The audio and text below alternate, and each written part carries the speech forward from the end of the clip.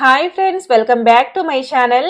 ఈ రోజు వీడియోలో ఇన్స్టెంట్ గా చేసుకునే టమాటో వెల్లుల్లి కారం పచ్చడిని చాలా సింపుల్ గా ఎలా తయారు చేసుకోవాలో చూద్దాం.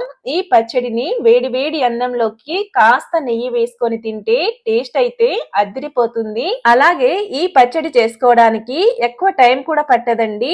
కేవలం 10 నిమిషాల్లో చేసుకోవచ్చు. అది కూడా చాలా తక్కువ ఇంగ్రీడియంట్స్ తోటి చేసుకోవచ్చు. అలాగే ఈ పచ్చడిని 2 వారాల పైనే నిల్వ చేసుకోవచ్చు. ఇక లేట్ చేయకుండా ఎంతో టేస్టీగా ఉండే టమాటా వెల్లుల్లి కారం పచ్చడిని ఎలా తయారు చేసుకోవాలో చూసిద్దాం. ముందుగా ఈ పచ్చడి కోసమని బాగా పండిన టమాటాలను అయితే తీసుకోండి. ఇక్కడ నేను 6 మీడియం సైజు టమాటాలను అయితే శుభ్రంగా కడిగి అయితే తీసుకున్నానండి. ఇలా టమాటాలని చక్కగా క్లీన్ చేసుకున్నాక ఇక్కడ చూపించిన విధంగా అయితే 2 ముక్కలుగా అయితే కట్ చేసుకోవాలి. ఈ టమాటాలని మరీ చిన్న చిన్న ముక్కలుగా కాకుండా ఇక్కడ వీడియోలో చూపించిన విధంగా అయితే ఇలా 2 ముక్కలుగా అయితే కట్ చేసుకోవాలండి. ఇలా చక్కగా కట్ చేసుకున్నాక స్టవ్ పైన ప్యాన్ ని పెట్టి అందులోకి 1 టీ స్పూన్ వరకు ఆయిల్ అయితే వేసుకోండి. ఆయిల్ కొంచెం వేడయ్యాక ఇందులోకి కట్ చేసి పెట్టుకున్న టమాటా ముక్కల్ని వేసి ఎర్రగా కాలే వరకు అయితే ఫ్రై చేసుకోవాలండి. ఈ టమాటా ముక్కల్ని మీడియం టు హై ఫ్లేమ్ లోనే కుక్ చేసుకోవాలి. ఈ టమాటాల్ని ఒక సైడ్ పూర్తిగా వేయించినాక ఇంకో వైపు తిప్పి ఫ్రై చేసుకోవాలి. ఇవి 2 వైపులా ఫ్రై అవ్వడానికి 3 నుంచి 4 నిమిషాల టైం అయితే పడుతుంది. అలాగే వీటిని ఖచ్చితంగా మీడియం టు హై ఫ్లేమ్ లోనే కుక్ చేసుకోండి. ఒకవేళ లో ఫ్లేమ్ లో కుక్ చేసుకుంటే మరీ మెత్తగా కుక్ అయ్యి అంత టేస్టీగా అయితే ఉండదు. కాబట్టి దగ్గరుండి కొంచెం స్మోకీ ఫ్లేవర్ వచ్చే విధంగా అయితే ఫ్రై చేసుకోండి. చూడండి, ఇలా ఇక్కడ చూపించిన విధంగా ఫ్రై చేసుకున్నాక స్టవ్ ఆఫ్ చేసి చల్లార్చుకోండి. ఇవి పూర్తిగా చల్లారాక వీటిని తీసి ఒక ప్లేట్ లోకి అయితే వేసేసుకోండి. ఇప్పుడు ఒక మిక్సీ జార్ ని తీసుకొని అందులోకి పూర్తిగా చల్లార్చుకున్న టమాటా ముక్కల్ని అయితే వేసేసుకోండి.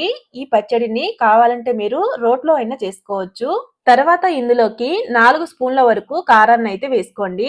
6 టమాటాలకి 4 స్పూన్ల కారం అయితే పడుతుంది. అలాగే ఇందులోకి 10 నుండి 12 వరకు పొట్టు తీసిన వెల్లుల్లిని అయితే వేసుకోండి. ఈ పచ్చడిలోకి వెల్లుల్లి ఫ్లేవర్ చాలా బాగుంటుందండి. కాబట్టి కొంచెం ఎక్కువనే వేసుకోండి.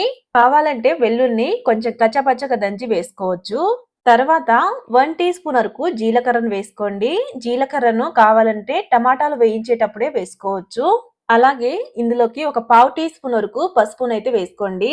తర్వాత రుచికి సరిపడా ఉప్పును కూడా వేసుకోవాలి. ఇలా రుచికి సరిపడా ఉప్పును వేసుకున్నాక వీటిని కొంచెం కోర్సుగా అయితే గ్రైండ్ చేసుకోవాలండి. మిక్సీని మధ్య మధ్యలో ఆపుకుంటూ గ్రైండ్ చేసుకుంటే చక్కగా కోర్సుగా అయితే గ్రైండ్ అవుతుంది. చూడండి, ఇక్కడ చూపించిన విధంగా అయితే ఇలా చక్కగా గ్రైండ్ చేసుకోవాలి.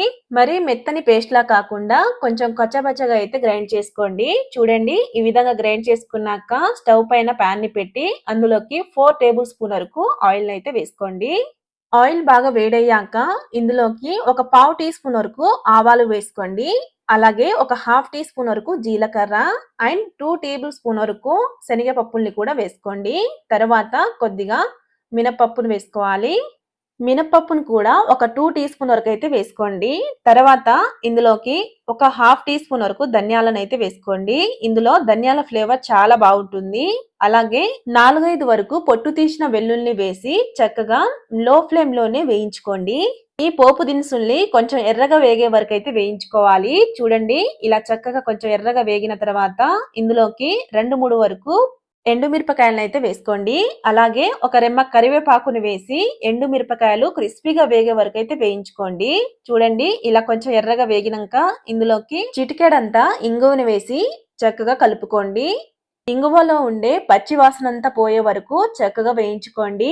ఒకవేళ మీకు ఇంగువ వద్దనుకుంటే స్కిప్ చేసేయొచ్చు. ఇలా ఈ పోపు దినుసుల్ని ఎర్రగా వేపుకున్న తర్వాత ఇందులోకి మనం ముందుగా గ్రైండ్ చేసి పెట్టుకున్న టమాటా పేస్ట్ ని వేసి కలుపుకోవాలి. టమాటో పేస్ట్ కి ఆయిల్ అంతా పట్టేలా ఒకసారి బాగా కలుపుకోవాలండి. చూడండి, ఈ విధంగా బాగా కలుపుకున్నాక మూత పెట్టేసి ఒక 2-3 నిమిషాల పాటు అయితే లో ఫ్లేమ్ లోనే కుక్ చేసుకోవాలి.